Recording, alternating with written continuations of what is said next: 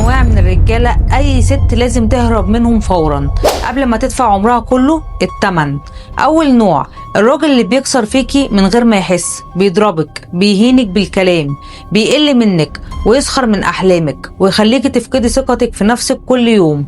ده اخطر من اي اذى لانه بيقتل روحك واحده واحده. تاني نوع الراجل الاناني اللي شايف نفسه محور الكون كله، كل حاجه ليه هو، راحته، مزاجه، احتياجاته، وانت مجرد خدامة في حياته. معاه عمرك كله هيبقى عطاء من طرف واحد ونهايته كسرة وندم.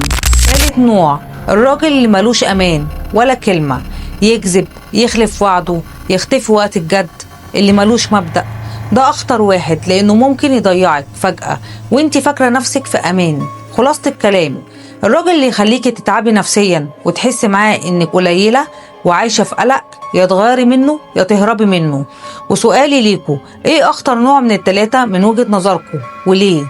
يا ريت تردوا عليا في تعليق، ولو كلامي اثر فيكوا لايك وشير علشان كلامي يوصل لكل الناس. انا اسيا عبد الرحمن ودي نضارة سودا. سلام.